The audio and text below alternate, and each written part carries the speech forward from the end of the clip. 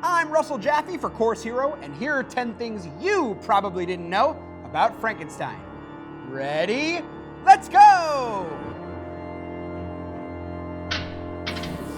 It's alive!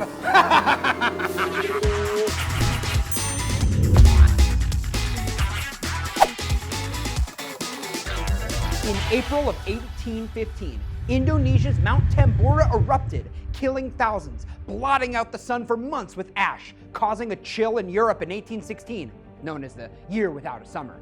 This kept 18-year-old Mary and her friends indoors. Out of their boredom came a writing contest that would reshape the entire literary landscape.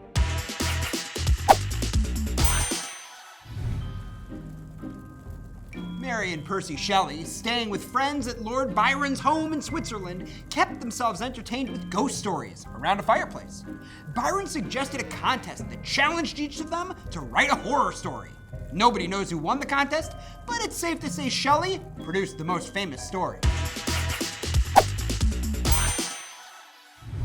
In their travels before that fateful summer night in 1816, Mary and Percy had happened upon a centuries-old castle in Germany called Frankenstein Castle. There, a scientist named Johann Conrad Dippel experimented with both animal and human body parts. Shelley suffered the loss of 3 infant children, the first in 1815, the year before she wrote Frankenstein. She wrote, "Dreamed that my little baby came to life again, that it had only been cold, and that we rubbed it before the fire, and it lived." Many believe this depression influenced the book's theme of reanimation. For a woman at this time to write anything at all was frowned upon. Shelley first published Frankenstein anonymously, but rumors spread that it was the work of a woman, and critics weren't pleased. One wrote, "The writer of it is, we understand, a female. This is an aggravation of that which is the prevailing fault of the novel." Pretty harsh, yet Frankenstein continued to grow in popularity.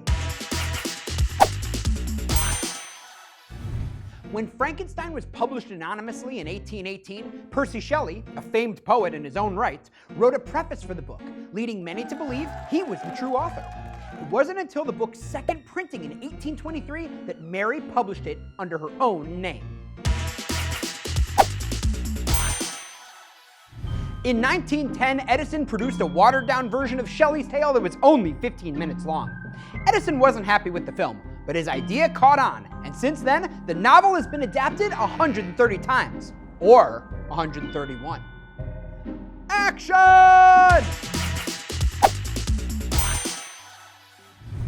With its depiction of alchemy and mad science, Frankenstein ushered in a new genre of literature known as science fiction. Because of her tackling of innovative and taboo topics, Mary Shelley is regarded by many as the mother of science fiction.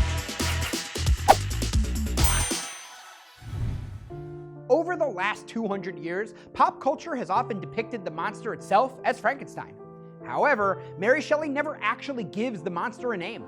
The name Frankenstein that you often hear merely refers to the monster's creator, Victor Frankenstein. The flat head, droopy eyes, and bolts through the neck that are synonymous with the images of Frankenstein's monster are actually images from the 1931 film version. Shelley, though, described the monster as having lustrous black hair, yellow skin, and pearly white teeth.